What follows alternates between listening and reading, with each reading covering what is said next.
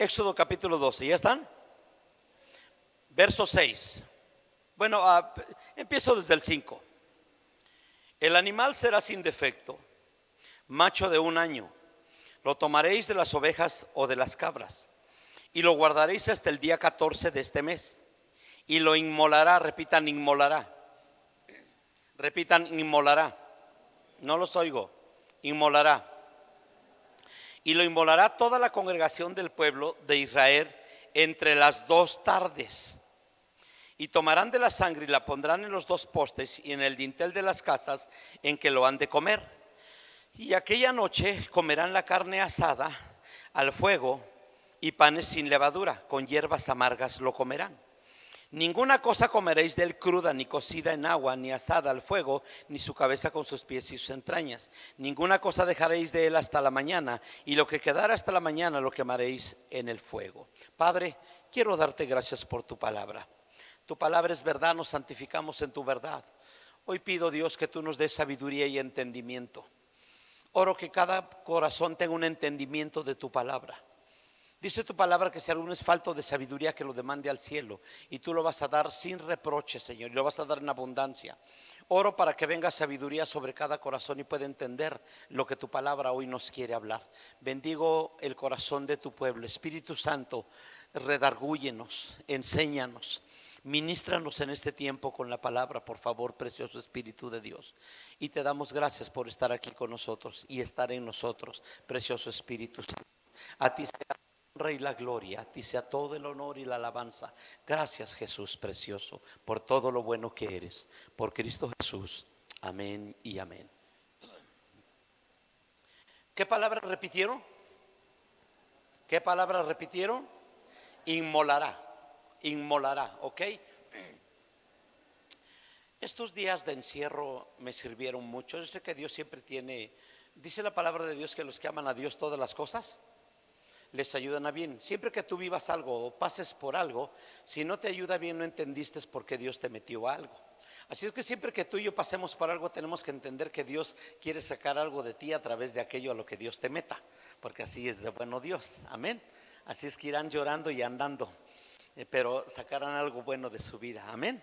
Entonces estos días me sirvieron de mucho, pero empecé a tener mucha carga en mi corazón por todo el ámbito espiritual que se está viviendo en la iglesia del Señor a nivel mundial. Y es que precisamente estos son los meses más complicados a nivel mundial de lo que es la vida cristiana, por los tiempos que se viven en muchas naciones. Pero me llamó mucho la atención el saber que en medio de todos los tiempos, los climas y las situaciones, en medio de todo, hay gente que no ha perdido de vista al Señor. Porque aquí la clave es que tú no pierdas de vista a Dios, amén. Puede haber muchos distractores y puede haber muchas cosas que estén sucediendo en tu vida. El asunto es que tú no pierdas de vista a Dios. El apóstol Pablo da el consejo en Filipenses y dice: puestos los ojos en el autor y consumador, Hebreos capítulo 12 verso 2, puestos los ojos en el autor y consumador de la fe. Así es que nosotros no debemos dejar de ver a quién, dejar de ver a Dios. Toda nuestra mirada debe estar puesta siempre en el Señor. Entonces, viendo toda esta situación, empecé a tener una carga en mi corazón y le decía a Dios: Dios, ¿qué es lo que nos falta entender? ¿Por qué la iglesia cristiana no está viviendo de la manera que debería de vivir? ¿Por qué nosotros estamos viviendo una vida que no va de acuerdo con el cristianismo? ¿Qué es lo que nos está pasando, Dios? Entonces, en medio de todo esto, me llegó un mensaje de una persona que me lo mandó, de mis contactos que tengo, y me llamó mucho la atención de un predicador, un misionero que fue a China, un misionero americano que fue a China de visita a predicar a las iglesias ocultas, las iglesias que están, la iglesia subterránea que le llaman en China. Y fue impresionante que él le predicó a un grupo de 20 líderes, solo 20 líderes. ¿Sí me escucha hasta allá atrás? ¿No se oye bien? ¿Podría checar, pastor? Parece que de aquel lado me están oyendo bien. ¿Allá? ¿Sí? ¿Charlie? ¿Allá Fanny? ¿Sí me oyes ya bien? ¿Ya listo? ¿Allá de ese lado? ¿Quién está allá? ¿Fran? ¿Sí me oyen bien? Ok. Ya que no me quieren escuchar es otra cosa, ¿verdad? Y entonces llega este misionero Y empieza a hablar con estos líderes, solamente son 20 líderes. Y empieza a hablar con ellos y les da una enseñanza, y para ellos es un hambre poder escuchar la palabra de Dios. El asunto es que a él le llama mucho la atención que ellos, él lleva nada más una pequeña cantidad de Biblias que les va a regalar. Y se da cuenta cómo se pasan las Biblias entre ellos. La empiezan a estudiar y se la pasan entre ellos. Quítale el agudo, hijo, por favor. De tal manera que a él le llama mucho la atención eso y le dice: oiga, ¿cómo le hacen ustedes para prestarse así la Biblia y nada más darle como una ojeada y como si parece que nada más la pasara? No dices que nosotros tenemos que aprendernosla rapidito porque pues no tenemos Biblia. Entonces cuando alguien nos presta tratamos de memorizarla rápido. Y le dice: oye, ¿y usted cómo le ha hecho para aprenderse la Biblia? Me dice: es que en la cárcel tienes mucho tiempo para leer la Biblia. Dice: ¿ustedes han estado en la cárcel? Sí, la mayoría de nosotros hemos estado en la cárcel. ¿Y por qué han estado en la cárcel? Por la Biblia, solo por ser cristianos.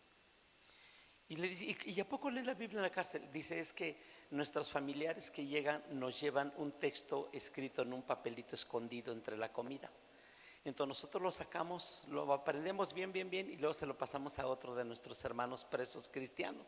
Y todos, entonces ya todos lo sabemos de memoria, todos lo memorizamos. Dice que él se quedó tan sorprendido y les dijo: ¿cómo me gustaría ser como ustedes? Y entonces les dijo: ¿ustedes son líderes? Y le dijeron: sí, somos líderes. ¿Cómo cuántas personas, cada uno de ustedes como líderes, como cuántas personas cubren más o menos entre todos ustedes como líderes?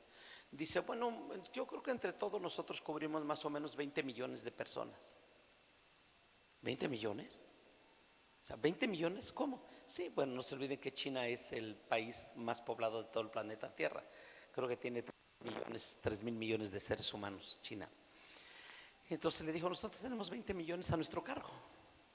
20 personas. Entonces cuando tú ves esto, dice, este hombre se quedó impresionado. Y de repente uno de los líderes chinos le dijo: oiga, nosotros estamos orando porque queremos ser como ustedes. Y le dijo: ¿cómo que quieren ser como nosotros? Sí, nosotros queremos ser como ustedes, que son libres de buscar a Dios, de ir a la iglesia, no están como nosotros, que tenemos que buscar a Dios a escondidas. Dijo: estamos orando por ser como ustedes. Y el americano le dijo: no oren así. No le pidan a Dios que ustedes sean como nosotros, por favor, no oren de esa manera. Y le dijeron los hermanos chinos: ¿por qué no vamos a orar? ¿Por qué no quiere que seamos como ustedes? Y le dijo: no quiero que sean como nosotros. Dice: miren, dice, yo sé que de algunos de ustedes que están aquí vinieron 13 horas en un tren para venirme a escuchar a mí en la enseñanza que di. 13 horas. En Estados Unidos, si la iglesia te queda 40 minutos o media hora o una hora, no vamos. Si está una hora, no vamos, preferimos buscar una cerquita. Dice: ustedes se mueren del anhelo de tener una Biblia. Allá tienen 2 Biblias o 3 y ni las leen. Dice: se van a la iglesia y se les olvida la Biblia. Dice: si quieren van al culto, si no, ven por las redes sociales. Prefieren ir a otros lugares que a la iglesia. Y ustedes se mueren por Dios. No oren así. No pidan ser como nosotros. Somos una vergüenza. Cuando yo estaba meditando todo esto y oyendo todo lo que decía este hombre, él decía: yo deseo ser como ustedes, deseamos ser como ustedes. Que ustedes no les importa estar en la cárcel 3 o 5 años, pero siguen diciendo que son cristianos. Todo esto, estos días que estuve en encierro, estuve hablando con Dios, meditando con Dios, y mi pregunta fue: Dios, ¿por qué no estamos viviendo de la manera correcta? ¿Y por qué no estamos haciendo lo que deberíamos de hacer? Entonces, en medio de mis momentos de poder cantar, porque no podía ni cantar, porque de repente la molestia me ganaba, empecé a cantar un canto, que estuve cantando ese canto. Es un canto muy antiguo. Y Dios y el Espíritu de Dios empezó a golpear mi corazón con esa palabra, con esa sola palabra: inmolado, inmolado, inmolado, inmolado. Y yo dije, voy a investigar qué es, por qué el Señor me insiste. Y me levanté al otro día en la mañana y salió esa primera canción, y otra vez inmolado, inmolado. Y en medio de eso me puse a buscar en la palabra de Dios, porque resulta que en el Nuevo Testamento no encuentras muchos pasajes o versículos que estén relacionados tanto al cordero inmolado. Solamente el libro de Apocalipsis es el único que lo trae 4 veces. Y me impactó mucho, me llamó mucho la atención el libro de Apocalipsis. En estas cuatro citas que vienen en Apocalipsis, que hablan del cordero inmolado. Entonces me puse un poco a estudiar y a investigar acerca de esto. Y me fui a la base, al fundamento, a la base. Y la base es Números capítulo 12. No se olviden que Éxodo capítulo 12 ya acabaron de pasar 9 plagas. Ya pasaron 9 plagas portentosas donde Dios manifestó todo su poder y Dios mostró todo lo que Él es como Dios, toda su grandeza. Falta cerrar el ciclo con la última plaga. Resulta que esta última plaga va a ser la muerte de los primogénitos. Ahí es donde Dios va a mostrar el poder que Él tiene sobre la vida del hombre. No nos olvidemos que en su soberanía Dios es Dios. En su soberanía Dios es Dios. Él puede hacer lo que Él quiera, con quien quiera, como quiera, cuando quiera y lo que Él quiera. Él es Dios y es soberano. En su soberanía el Señor determinó ciertas cosas que Él decidió hacerlas. El asunto es que cuando yo me pongo a ver esto es, Dios, ¿por qué tuvo que ser así y por qué lo programaste de esa manera? El asunto es que Dios lo planeó y lo programó así por consecuencia de nosotros. Nosotros fuimos el motivo y la razón por la cual Dios planeó y programó el cordero inmolado. Entonces me fui al fundamento y en Éxodo capítulo 12 Él le habla al pueblo de Israel y les dice, miren, van ustedes, empieza a darles indicaciones en el verso 6, 5, donde les dice qué animal va a ser, qué tiempo va a tener, cómo va a ser sin defecto, da todas las señales Dios y le dice, y lo guardaréis hasta el día 14 de este mes. Dice, y lo inmolará toda la congregación del pueblo de Israel entre las 2 tardes. Cuando dice lo inmolará, la palabra inmolar significa sacrificio voluntario de un animal a Dios. La palabra inmolar significa sacrificar un animal para Dios, un sacrificio para Dios. Alguien sacrifica a alguien para. La palabra inmolar no está relacionada a ti o a mí, que nos vamos a inmolar. Vamos a inmolarnos. Si yo les dijera a ustedes, iglesia, vamos a inmolarnos, ¿qué les estaría yo diciendo? Vamos a matarnos. Eso les estaría yo diciendo. Vamos a sacrificarnos nosotros solitos. Yo voy a sacrificar solo. No, el asunto es inmolar, es algo que alguien ofrece a. ¿Listos? Entonces el Señor da las indicaciones de este cordero. Lo que más me llama la atención es que este cordero lo apartan, lo escogen y lo guardan durante 14 días. Estos 14 días que está guardadito el cordero, las 2 siguientes tardes después del día número 14, lo saca el pueblo y durante las 2 tardes lo van a inmolar. Durante estas 2 tardes lo van a estar golpeando. Hagan de cuenta que lo van como a soltar delante de ellos y lo van a estar golpeando durante 2 tardes a este cordero. Esas 2 tardes lo van a estar golpeando. Entonces cuando yo veo esto, nosotros tenemos que llegar a la realidad de Jesús. Jesús fue inmolado por nosotros. Él fue inmolado, Él fue ofrecido por nosotros. Juan está bautizando en el Jordán. Hay mucha gente en el Jordán, en las orillas del Jordán, están esperando su turno para ser bautizados. Y hay mucha gente, se cree que Juan llegó a bautizar hasta 1 millón de personas. Fue muchísima la gente que él bautizó. En ese corto tiempo eran cientos y cientos de gentes que venían a verlo.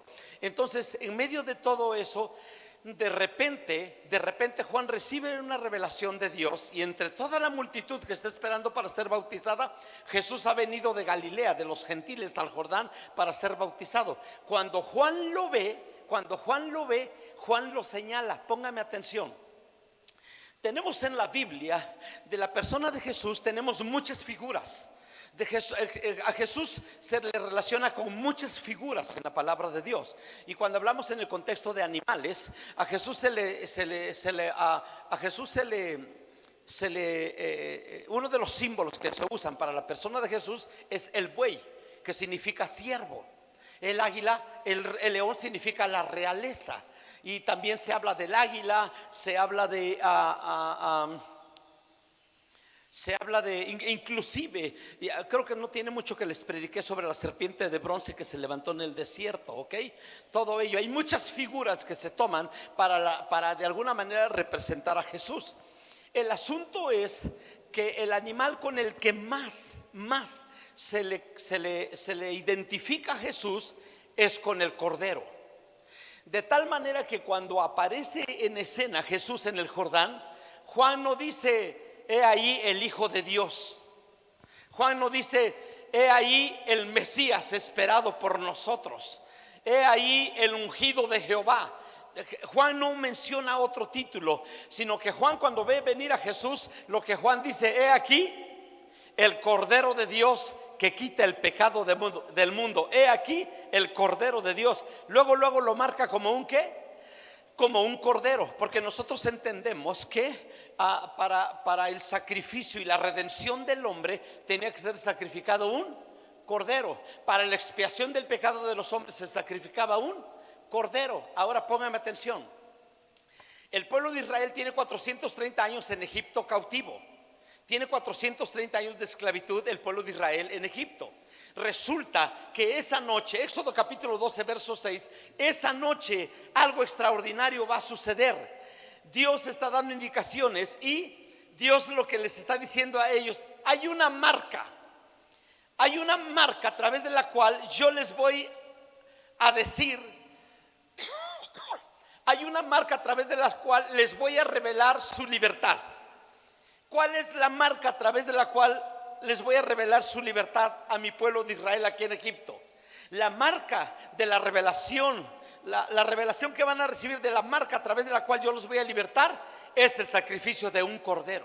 Entonces les dice: sacrifiquen el cordero, pónganle sangre en los dinteles, en el umbral, en el dintel y en los postes de la puerta, pongan la sangre del cordero. Y les dice: y háganlo asado. Se lo van a comer asado adentro de la casa, se van a guardar, se van a encerrar, se lo van a comer asado y con panes sin levadura y con hierbas amargas. Entonces el Señor, ¿por qué el Señor les manda hacer eso? Precisamente en el punto de partida de su libertad. Porque el Señor se acaba de hacer nueve señales portentosas e impresionantes, trayendo moscas, trayendo langostas, volviendo el agua en sangre, muriéndose una peste en los animales, granizo que acaba con todo. Bueno, cosas impresionantes que nosotros no hemos visto en la tierra. ¿Por qué, si Dios ya hizo 9, por qué no hace la 10 igual? ¿Por qué ahora, antes de hacer la señal número 10, Él le pide al pueblo que maten un cordero y que pongan sangre en los postes y en el dintel de la casa? Porque esa es la señal de la libertad, de la redención y de la libertad del pueblo de Israel. Póngame atención. Solamente que esa figura que el Señor toma del cordero inmolado en Éxodo capítulo 12 es la revelación del Cordero de Dios llevado a la cruz del Calvario para podernos redimir a nosotros y libertarnos también a nosotros, a la iglesia que Él iba a comprar en la cruz del Calvario. Ahora, hay todo un suceso y todo un evento y una narración. No tengo tiempo porque son muchos versículos. Marcos capítulo 14. Marcos capítulo 14. Tal parece que Marcos, en el Evangelio de Marcos, él se vuelve a llevar al pueblo de Israel y se vuelve a llevar a los 12 y a nosotros ahora, la iglesia, tal parece que en Marcos capítulo 14 el Señor nos vuelve a llevar a Éxodo capítulo 12. Porque así como Dios dio indicaciones en Éxodo capítulo 12, en Marcos se va a vivir lo que se vivió en Éxodo capítulo 12. ¿Listos? Inmolado. En Marcos capítulo 14, ¿están listos? ¿Están todos ahí? ¿Vamos bien hasta acá? ¿Qué es lo que podría hacer que cambie tu manera de vivir? Vamos. ¿Qué es lo que podría hacer que cambie tu manera de cómo vives, de cómo eres, de cómo piensas? Porque al final de cuentas, tú y yo tenemos una vida diaria y tú y yo tenemos una manera de vivir. O tu manera de vivir la defines tú y la estableces tú, o tu manera de vivir dejas que Dios la establezca en ti. Tú eres el que decide. El asunto es que no tienes ningún derecho, tú y yo no tenemos ningún derecho de reclamarle absolutamente nada a Dios, en medio de todo lo bien que te vaya o en medio de todo lo mal que te vaya. No tenemos ningún derecho, porque la mayoría de las cosas que nos pasan y que nos va mal son por consecuencia de nosotros, no por consecuencia de Dios. Muchas de las pruebas que tú y yo vivimos vienen algunas de Dios, pero la mayoría vienen porque nosotros las necesitamos. Entonces, cuando nosotros estamos viendo lo que pasó en Éxodo capítulo 12 y lo que va a pasar en Marcos capítulo 14, nos tiene que hacer reflexionar de tal manera que cambiemos nuestra manera de vivir. Tú puedes escuchar un evangelio que te facilite tu vida. Otra vez, tú puedes escuchar un evangelio que te haga feliz, o puedes escuchar un evangelio que te complique la vida. ¿Cuál te gustaría escuchar? No, pues uno que me haga feliz. Claro, todo el mundo quiere ser feliz, ¿no? Pero ¿sabías que el evangelio del Señor te complica la vida y lo que Dios espera es que seas feliz? No que seas feliz porque te va bien, sino porque seas feliz sabiendo quién está contigo. Sino que seas feliz sabiendo que Dios está contigo en medio de todo lo que tú y yo podamos estar viviendo. Dale un aplauso fuerte al Señor. Y los felices aplauden.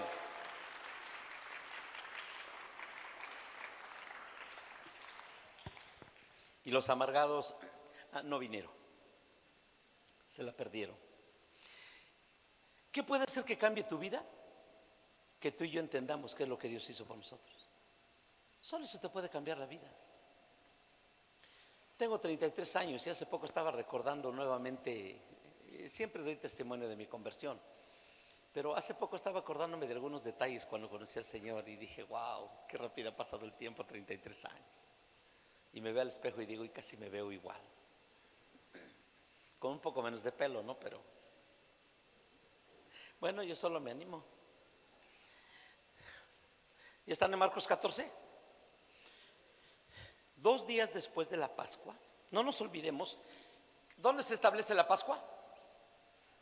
¿Dónde se establece la Pascua? Éxodo capítulo 12. Ahí se establece la Pascua. La Pascua y la fiesta de los panes sin levadura es una misma fiesta. Aunque una se llama la Pascua porque es el sacrificio y los panes sin levadura es los panes que no eran leudados. Pero es la misma fiesta que se celebra en la misma semana. 2 días después de la Pascua y la fiesta de los panes sin levadura, 2 días después era la Pascua y la fiesta de los panes sin levadura. Y buscaban los principales sacerdotes y los escribas cómo prenderle por engaño y matarle. Y decían, no durante la fiesta, para que no se haga alboroto en el pueblo. Pónganme atención. ¿Qué estaban haciendo ya ellos? Ellos ya estaban preparando todo. ¿Por qué? Porque precisamente era el tiempo de la redención y era el tiempo de la libertad de los cautivos. El cordero estaba preparado. El cordero tenía la edad que Dios había demandado que tuviera el cordero. El cordero ya lo había provisto su dueño, pero alguien lo tenía que sacrificar y ofrecérselo a Dios. Entonces, ¿qué hacen qué están haciendo los sacerdotes y los fariseos? Están buscando el momento para poder entregar a Jesús. Lucas 14 no me va a dar tiempo de desarrollarte todo, nada más te voy a dar nada más te voy a dar lo esencial. Quiero que se quede una palabra en tu corazón hoy en este día para que entiendas por qué fue inmolado el Señor Jesús. Porque si nosotros entramos a Marcos capítulo 14, bueno, nos vamos a dar cuenta que el primer evento que sucede es un evento así como fuera de lo normal, extraordinario. Hay una mujer llamada María que le unge los pies a Jesús.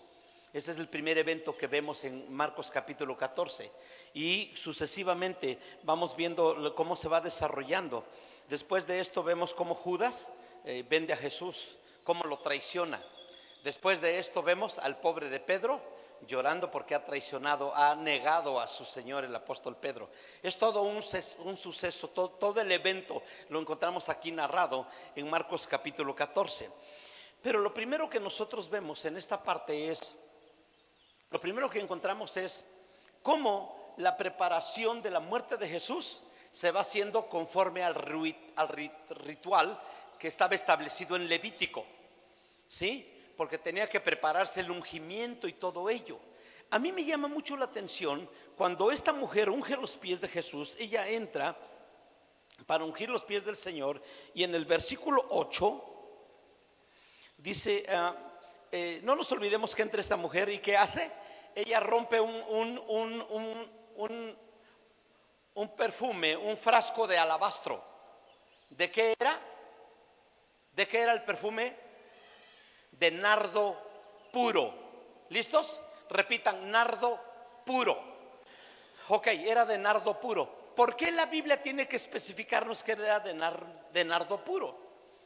¿Por qué la Biblia nos especifica eso si en Levítico el aceite que se preparaba para el ungimiento, pónganme atención, el aceite que se preparaba para el ungimiento tenía que llevar canela, mirra, incienso. Ese era el aceite que se preparaba para el ungimiento. Pero ahora esta mujer llega y ella no lleva un aceite para ungir los pies de Jesús con un ungimiento con el aceite sacerdotal. Ella no lleva un aceite sacerdotal, número uno, porque no es sacerdote. Ella es una mujer que no es sacerdote.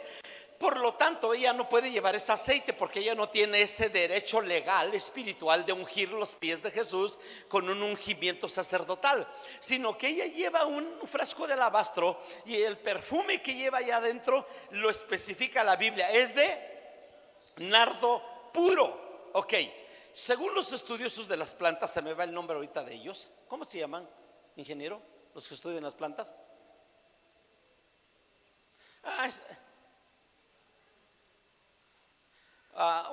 Biólogos botánicos, ¿no? Algo así, esos chavos. El asunto es que según estos estudiosos, el nardo, póngame atención, el nardo es un árbol feo. Esto llama mucho la atención. Dicen que es un arbusto, es feo.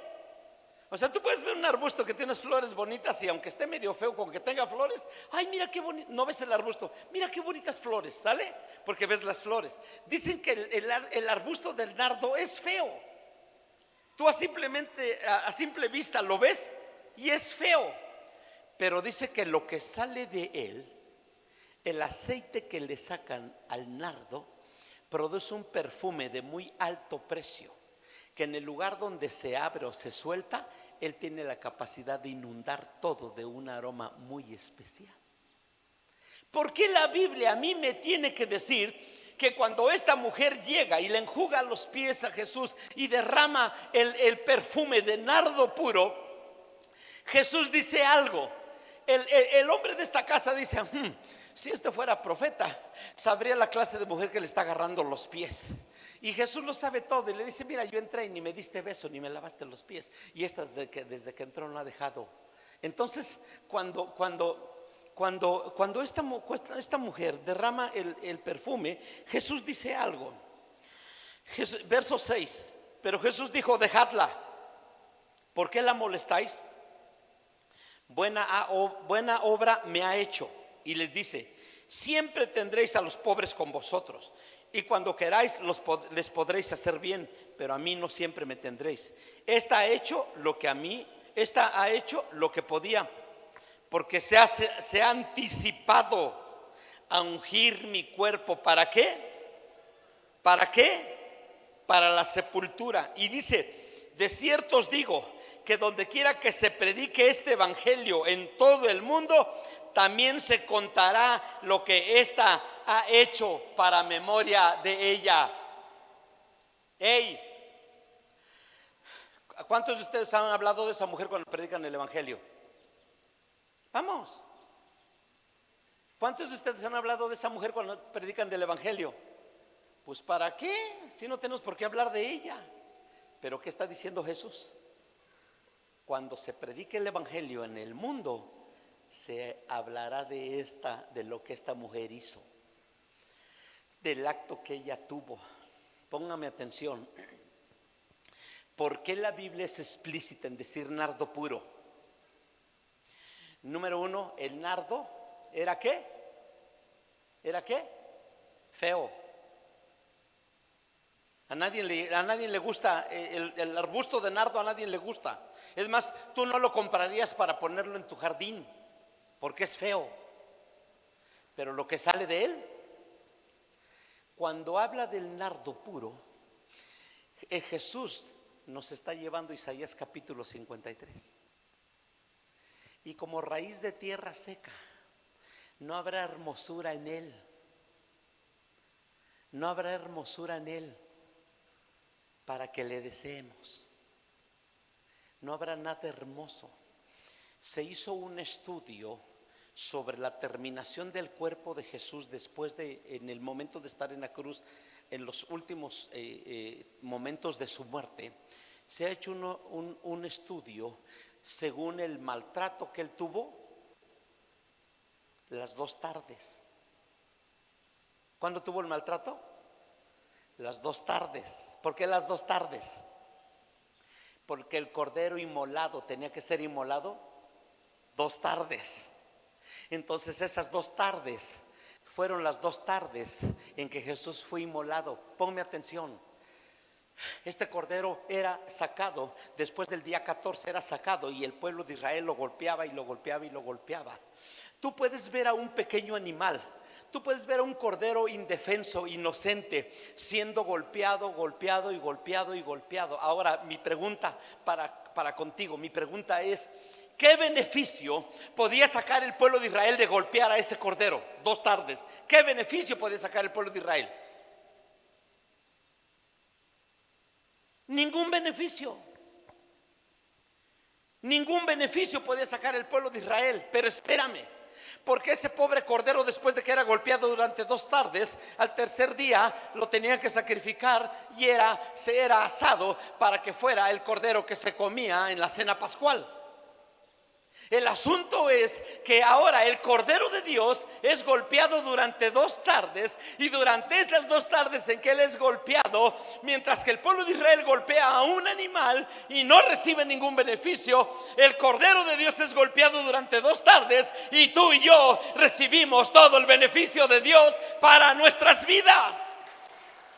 Todo el beneficio es para nosotros. Entonces yo empiezo a preguntarle a Dios: Dios, ¿por qué tenía que ser así?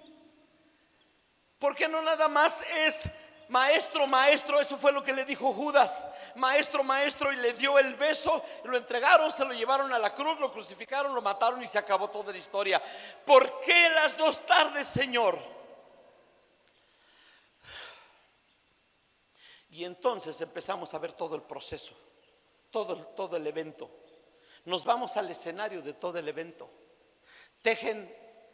Toman ramas de una zarza y la entretejen. Es verde y es flexible. La entretejen y hacen una corona de espinas y la ponen sobre su cabeza. Número 1, El Señor está llevando todos nuestros pecados de nuestra mente. Todas las ataduras de tu mente, todo el lugar de trabajo de Satanás, el Señor lo está llevando en ese momento en su cuerpo. No nos olvidemos que Satanás trabaja en tu mente, Dios trabaja en tu corazón. El diablo trabaja en tu mente, Dios trabaja en tu corazón. Es por eso que para Dios es importante poner su palabra en tu mente y en tu corazón. Si Dios pone su palabra en mi mente y en mi corazón, el diablo no puede reinar en mi mente. ¿Por qué? Porque mi corazón no tiene decisión propia. Mi corazón es activado por, a ver si me entienden. No estoy hablando del músculo no estoy hablando del músculo, del corazón de carne. No estoy hablando de ese corazón. No se olvide que cuando hablamos en la Biblia del corazón, estamos hablando de la voluntad propia del hombre. El corazón del hombre es la voluntad propia de él. Eso significa el corazón del hombre, su propia voluntad, su propia decisión. Eso es el corazón del hombre. Así es que hay cosas que yo no puedo decidir si no bajan primero de mi mente. Antes de que yo levante mi mano al aire, milésimas de segundo, mi cerebro ya le ha ordenado a mi cuerpo los movimientos que tengo que hacer. Todo lo que tú puedes hacer físicamente, corporalmente, todo viene ordenado por tu cerebro. ¿Ok? Es por eso que es importante que el primer lugar, el primer filtro donde tiene que entrar la palabra para ir purificando y limpiando es nuestra mente. Ahí tiene que ponerse la palabra y la palabra tiene que bajar a tu corazón. Si la palabra no baja a tu corazón y solamente se queda en tu mente, el diablo puede poner otra cosa en tu mente que puede hacer que se salga la palabra. Ese es el trabajo del enemigo. Es por eso que Jesús le pone la corona de espinas que representa las espinas representan el pecado del hombre. Lo primero que le ponen al Señor sobre de él, al Cordero de Dios, vamos a tomar así la figura. Lo primero que le ponen al Cordero de Dios es el pecado de nosotros sobre su cabeza. Eso significa la corona de espinas. Es lo primero que le ponen.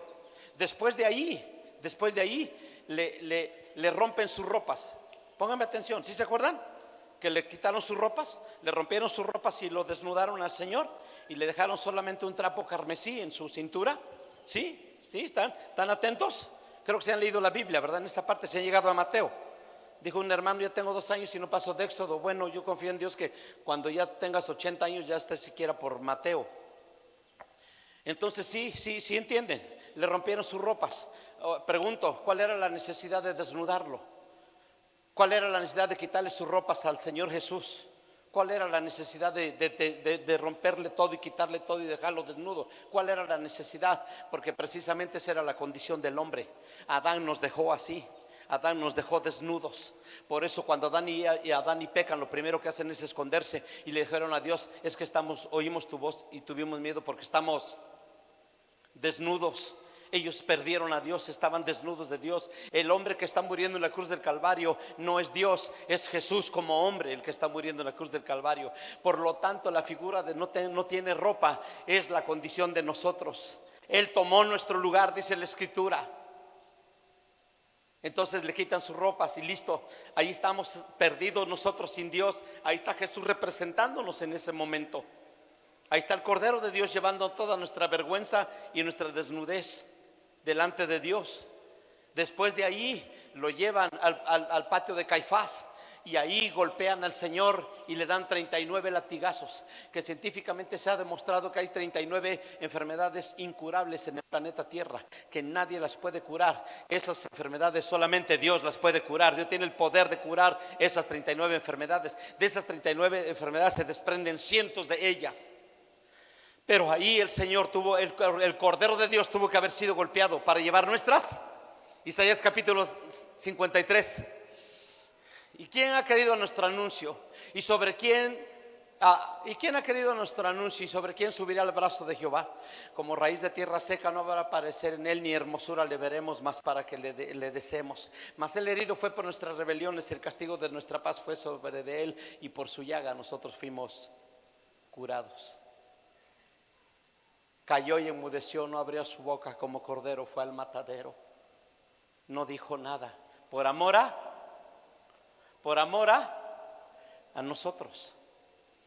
el cordero inmolado, el cordero de Dios siendo tomado por los hombres para ofrecérselo a Dios mismo. Y diciéndole: todos estos, Señor, no tienen perdón, por cuanto todos pecaron, están destituidos de la gloria de Dios. Mas Dios muestra su amor para con nosotros, en que siendo aún pecadores, el Cordero de Dios murió por nosotros en la cruz del Calvario.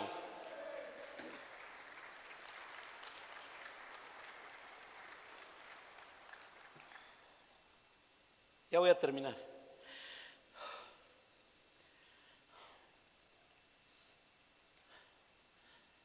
Entonces,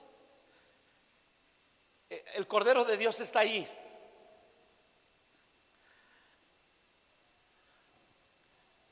No tengo tiempo para hablarte de todo lo demás. Los clavos en sus manos, los clavos en sus pies, todo lo que él tuvo que sufrir por causa de nosotros. 2 tardes que nos trajeron el beneficio a toda nuestra vida. ¿Por qué estás aquí? ¿Cómo llegaste aquí? ¿Qué fue lo que te trajo a Dios?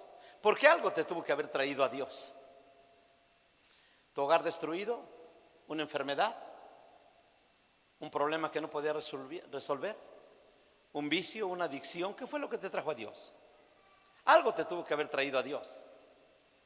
Algo tenías que haber tenido para que Él tuviera misericordia de ti y te haya traído hacia Él. Ahora tú y yo hemos venido hacia Él. ¿Y qué tenemos que entender? Lo que Él hizo por nosotros. Si tú y yo entendemos lo que Él hizo por nosotros, nuestra manera de vivir, nuestra manera de ser y nuestra manera de pensar tiene que cambiar, iglesia. Aunque no digan amén, de todos modos así tiene que ser. Entonces Jesús, ahora vamos a ver la figura. Ahí está el Cordero. Y antes de que el Cordero sea puesto en la cruz del Calvario, primero entra a Jerusalén. ¿Listos? ¿Cómo entra a Jerusalén? Como manso cordero. Esto es impresionante.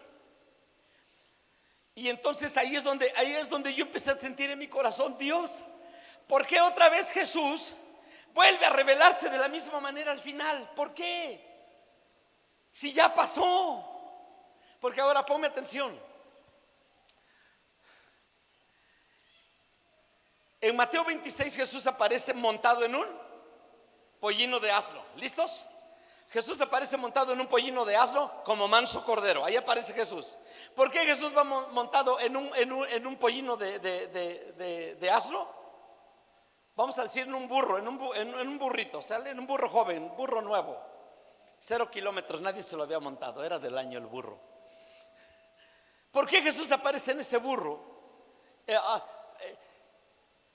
Lo están recibiendo a Jesús, Él está entrando a Jerusalén, lo están recibiendo y empiezan a decir: Hosana, Hosana en las alturas, bendito el que viene en el nombre del Señor, Hosana en las alturas. Entonces Él entra, el rey que había nacido en Belén ahora entra en Jerusalén para culminar su ministerio final y redimir al hombre. Pero ¿por qué tiene que entrar en un asno de burro? En un pollino de asna, en un burro. ¿Por qué tiene que entrar si los reyes solamente montaban caballo? ¿Por qué Él no entra en un caballo? Imagínate que Jesús entra en un caballo dorado o blanco, así impresionantemente. El asunto es que el asno representa paz. Ponme atención. El asno representa paz y el caballo representa guerra. ¿Otra vez? El asno representa paz y el caballo representa guerra. El que viene montado en ese pequeño burro es Melquisedec, es el sacerdote de paz. Él viene para establecer su reinado de paz. Por eso Juan capítulo 21, cuando se está despidiendo de los suyos, en una de las últimas apariciones le dice: mis pasos dejo, mis pasos doy, no como la de los hombres, la mía es una paz del cielo. Entonces Él entra para establecer su reinado de paz. Por fin se va a lograr poner al hombre en paz con su Dios. Justificados pues por la fe, tenemos paz para con Dios por medio de nuestro Señor Jesucristo. Pero sin en cambio en Apocalipsis ya no lo vemos en un burro, no lo vemos en un pollino de asna. En Apocalipsis lo vemos con un letrero en su muslo derecho, con un letrero que nos revela su reinado y su grandeza. Y dice que viene montado sobre un caballo blanco, porque ahora viene nuestro rey a pelear la última batalla, y detrás de él vienen todos los santos. Aleluya. Ahí lo veremos en un caballo blanco montado, porque viene a pelear la última batalla. Esa es la diferencia. Entonces,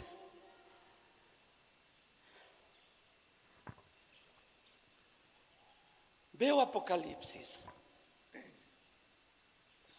y el 5:6 me dice: y miré y vi que en medio del trono y de los 4 seres vivientes y en medio de los ancianos estaba en pie un cordero como inmolado, que tenía 7 cuernos y 7 ojos, los cuales son los 7 espíritus de Dios enviados por toda la tierra. No te explico esto porque es mucha enseñanza. Dice un cordero como inmolado, capítulo 5, verso 9. Y cantaban un nuevo cántico diciendo: digno eres de tomar el libro y de abrir sus sellos, porque tú fuiste inmolado y con tu sangre nos has redimido para Dios de todo linaje y lengua y pueblo y nación. Aleluya. Y me voy al verso 12 de Apocalipsis 5, que decían a gran voz: el cordero que fue inmolado es digno de tomar el poder, las riquezas, la sabiduría, la fortaleza, la honra, la gloria y la alabanza. Y el verso 3, el capítulo 13, verso 8, dice: y la adoraron todos los moradores de la tierra, cuyos nombres no estaban escritos en el libro de la vida del cordero que fue inmolado desde el principio del mundo. Ahí ese versículo de capítulo 13, verso 8 habla de la adoración a la bestia. Dice que todos los que no estaban escritos en el libro de la vida del cordero que fue inmolado desde el principio, ellos adoraron a la bestia. Pero dice el cordero que fue inmolado desde el principio del mundo. ¿Por qué? Porque en el principio del mundo Adán y Eva la regaron, y desde ahí el Señor estableció un cordero inmolado. Ponme atención. ¿Por qué tengo que hacerte énfasis? Estoy terminando. ¿Por qué tengo que hacerte énfasis en este versículo, el 13:8 de Apocalipsis? Ya para terminar, cuando dice que fue inmolado desde el principio del mundo, porque Dios sabía que no había otra manera de redimirnos, de rescatarnos a nosotros, si no era a través del sacrificio de alguien. Y ese alguien no puede hacer otro más que su Hijo. Pero ¿por qué la Biblia me habla que ese cordero fue inmolado desde el principio del mundo? Porque el único que sabía que iba a morir de esa manera, el único que sabía cómo lo iban a tratar, cómo lo iban a golpear, cómo lo iban a escupir, cómo le iban a vendar sus ojos, se le iban a golpear con varas en su cabeza y le iban a preguntar: a ver, adivina quién te pegó. El único que sabía todo eso, cuando sube al monte de Getsemaní, le dice a su padre: Padre, ¿no habrá otra manera de que podamos rescatar al hombre? ¿No habrá otra manera de cómo lo salvemos? Porque las 2 tardes que vienen son muy difíciles. Las 2 tardes que vienen son las mismas de aquel pobre animal que golpeaban. Vienen 2 tardes difíciles para mí. No habrá manera de hacerlo de otro modo. Pasa de mí esta copa tan dolorosa, pero que no se haga mi voluntad, que se haga la tuya. 12 años de edad, Y María le dice: ¿por qué nos has hecho esto, hijo? Y él le dice: en los negocios de mi padre me es necesario estar 12 años, y él sabe quién es y sabe a qué ha venido. ¿Cómo se te ocurre pedirme agua a mí si ustedes los judíos no se juntan con samaritanos? Mujer, si tú supieras quién te está pidiendo agua, si tan solo supieras quién soy yo, me pedirías tú a mí. Él sabía quién era, él sabía que había venido, él sabía cuál era su final como el Cordero de Dios, él lo sabía. Y pidió que se modificara. ¡Ey! El hombre, el Hijo del Hombre, sintiendo en toda su carne y en todo su cuerpo y en toda su humanidad el miedo y el dolor de todo lo que le iba a pasar. Si tú piensas que Jesús no sintió lo que tú y yo sentimos a veces, no conoces a Dios. Tienes que entregarle tu vida bien a Dios.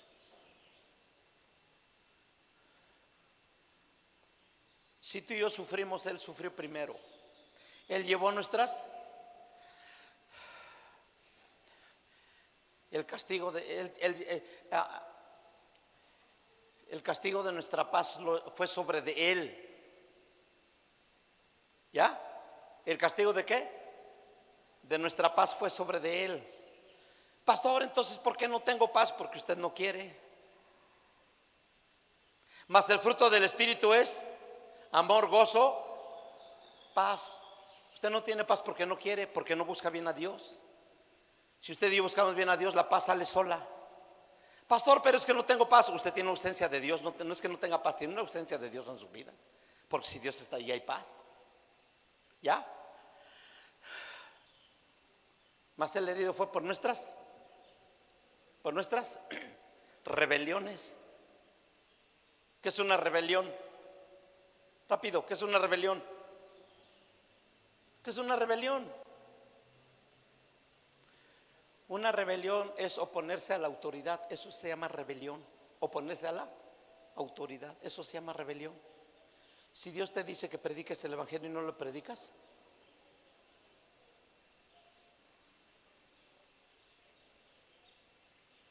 eso es una rebelión. Sírveme, no tengo tiempo.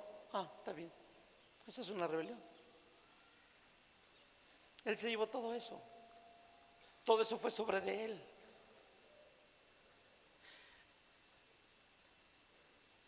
Pero que no Él murió para que nosotros ya no suframos. No. Y en el mundo tendréis aflicción, mas yo he vencido al mundo. El apóstol Pablo, 1 Corintios. Porque es necesario que pasemos por muchas tribulaciones antes de poder llegar. Pero Él llevó todo eso, Él pagó por todo eso. Tú y yo caminemos, tú y yo disfrutemos que el Cordero fue inmolado en favor de nosotros. Él fue inmolado por causa de nosotros. Él pagó un precio por nosotros. Él dio su vida por nosotros. Y tenemos favor por causa del amor que Él tuvo por nosotros. Por su sacrificio tenemos nosotros favor del cielo.